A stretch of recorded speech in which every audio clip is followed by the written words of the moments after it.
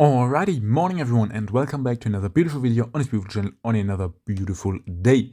In today's video, I want to talk with you about fractional gold and fractional stacking in general, and what kinds of fractional gold or silver I think is very useful and a good thing to buy, and what kinds of fractional stuff is really a waste of money, in my personal opinion, right? It's only all just my opinion, no financial advice in any shape or form or whatever. And so yeah, we're gonna do that today. I think it's gonna be very interesting, and I really hope you enjoy it. Right, so first of all, before we start with all of that, I of course, as always, have some very nice new pickups as far as silver coins go. We've got one there, and we've got two more right here, and we've got actually a Morgan dollar, which I don't buy too often because they're getting expensive, and I don't really want to spend a lot of money on them, but you know, nice 1921 Morgan dollar. Unfortunately, I just can't get any older ones for cheap, so yeah, it's just kind of what it is. So we're gonna get our Morgan tube over here. There we go. We're gonna try to get that open. Ooh. Let's try to get that on camera. No, that's not really gonna happen. Okay, I gotta use a knife, so bear with me. I hope I don't cut myself. But in general, I like these tubes. Yeah, there we go. Because they really keep these coins very nice and snug, right? So there we go. There are all our Morgans in there. And this one's going in there as well. Very nice. Slowly, you know, slowly but steadily. Steadily. There we go. And now we've got two more peace dollars. We've got a... What date is this? This is a 1922 in reasonable conditions. Got a little bit of you know, environmental damage and stuff like that. Some other damage as well. And so, yeah, this is just going into the tube though. It's not a very or at all valuable date. It's, yeah, 1922 is the most common date that they made those. So I'm not really too worried about that. So we've got this one, and then we've got one in a very, very big coin capsule, probably for a 2-ounce coin that someone put that in. And this is a, come on, focus, 1923 in, you know, circulated condition. Let's call it that. And, you know, that is perfectly fine because these are circulated coins. They were part of the currency system back then. And technically still are. If you wanted to, you could go into a store in the US and pay with a Morgan dollar. I don't know why you would necessarily do that, but you could, and that's kind of nice as well. So there we go. 1 and 2 more Morgan dollars, and we're actually moving along. Morgan dollars, sorry, peace dollars, and we're actually moving along pretty nicely on the peace dollars. We almost have, well, not almost, but we're getting close to finishing our first tube with those. That is very epic, very happy about that. So let's get rid of that capsule stuff. And let's get right into the first thing that I wanted to talk with you about today. And that is mainly 1/10 ounce. That is a very common size of coin, and you can see that right here. I've got a 1 ounce gold eagle here and a 1/10 ounce gold eagle there. And I've got a whole bunch of 1/10 ounce gold eagles there. That I've been buying over the last couple of weeks. Why have I been doing that? Pretty simple question, yeah, as well, but also a pretty simple answer to that simple question, and that's mainly because I sold a bunch of my semi-numismatic coins and I put it into these 1/10 ounce gold coins because, of course, I want to fill all of these tubes, the 1/4 ounce, the 1/2 ounce, and stuff like that, right? That's what I want to do. That's the main goal here, because if I fill the 1/10, the 1/4, the 1/2, and the 1 ounce, as well as this orange buffalo tube, that would be 70 ounces. With my current living expenses, that would be enough for the rest of my life. And that is something that I am going to do. I determined that a couple of months back, and I'm not going to stop ever until I have that goal completed. Never ever am I going to stop until that's completed. I hope to be able to complete that within 5 years. I am not sure though. We'll see, right? It's a lot of money. It's about $130,000 right now. So I'm just gonna have to see, right? It's a lot of money for me.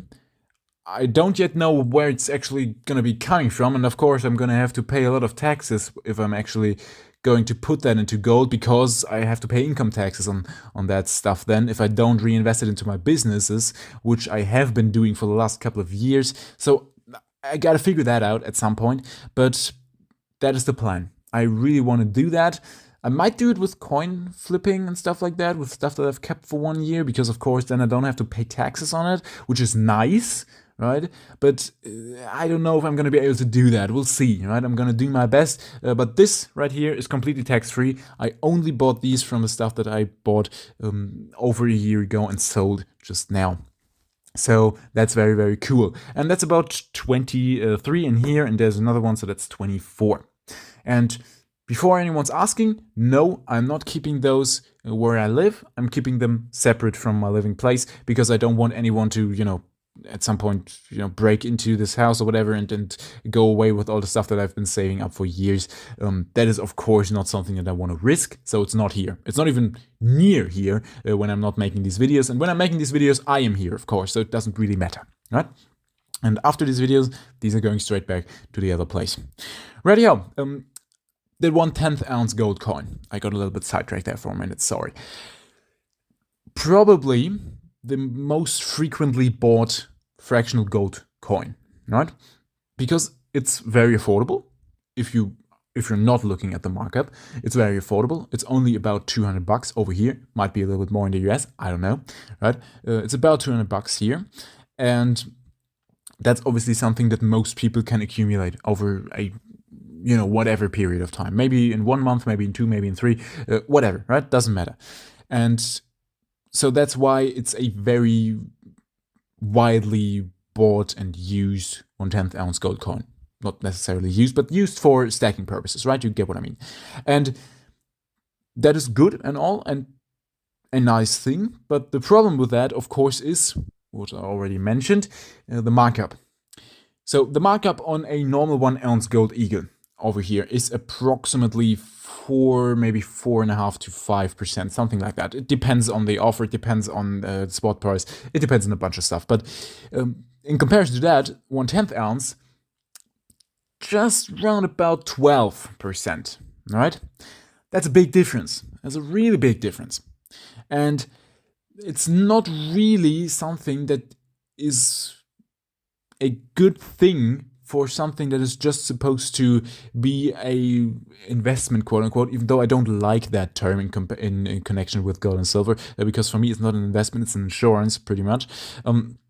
But for an investment, quote unquote, that is not a great thing, right? Because for an investment to go up, it first needs to surpass whatever you had to pay in markup, because the only thing that these coins are really worth is gold, right? The only valuable thing in there is gold. There's a little bit of silver in there, but whatever, right?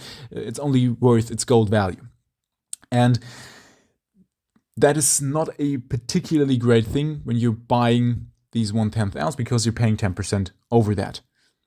Maybe 12, something like that, right? And that obviously goes down as you go up in sizes. The half ounce is only like 0.5% more expensive than the 1 ounce.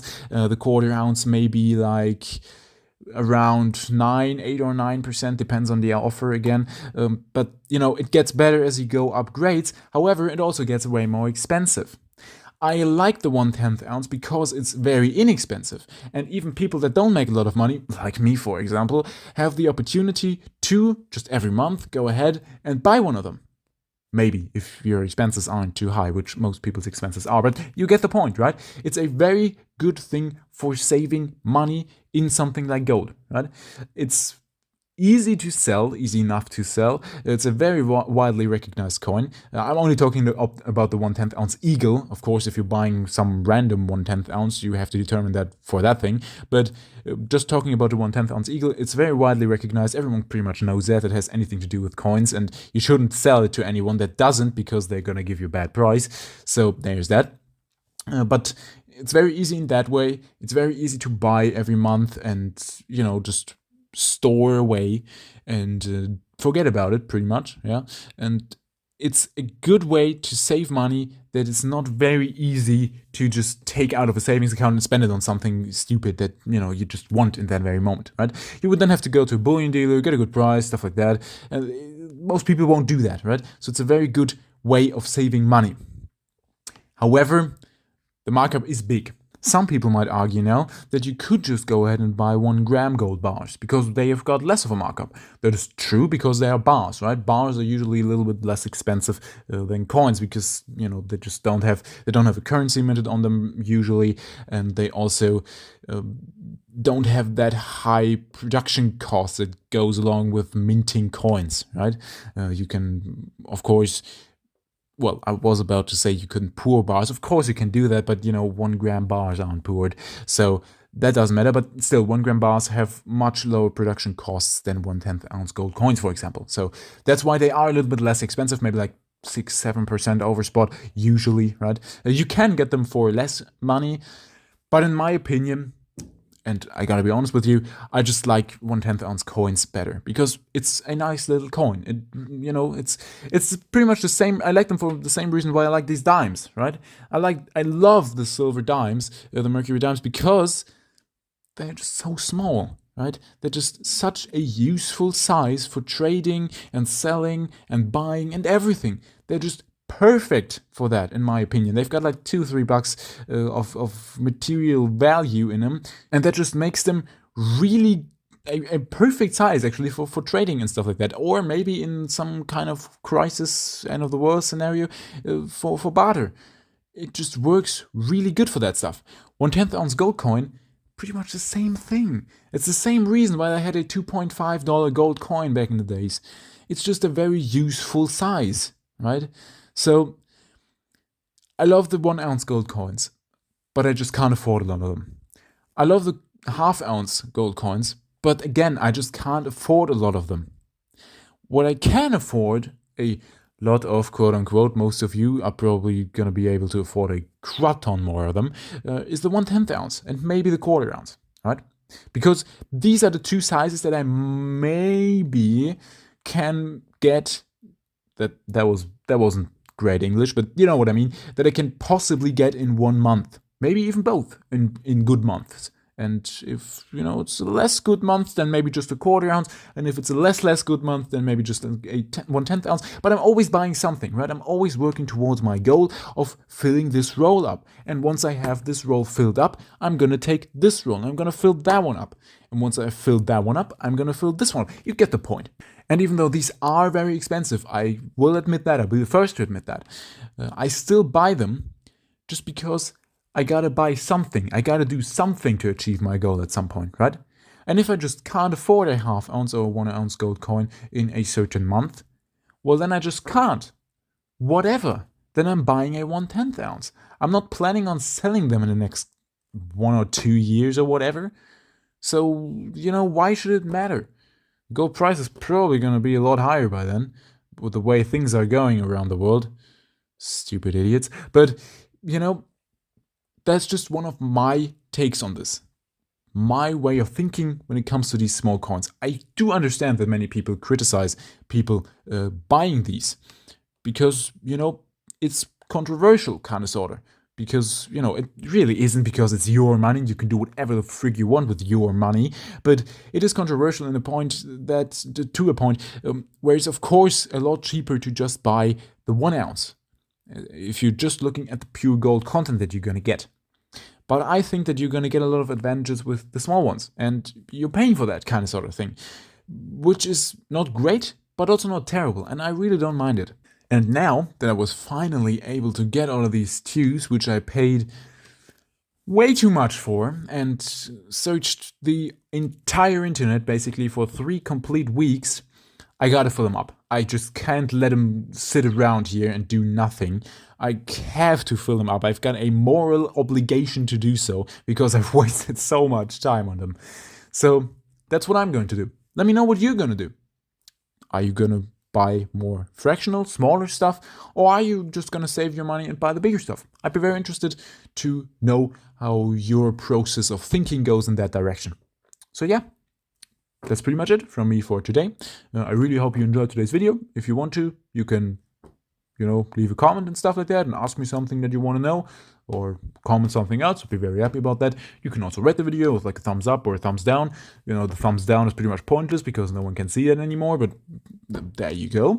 And you can also subscribe to the channel if you want to make me very, very happy. So the only thing that I've got left to say is that freedom isn't free. You should always remember that. Have a fantastic week, and until next time.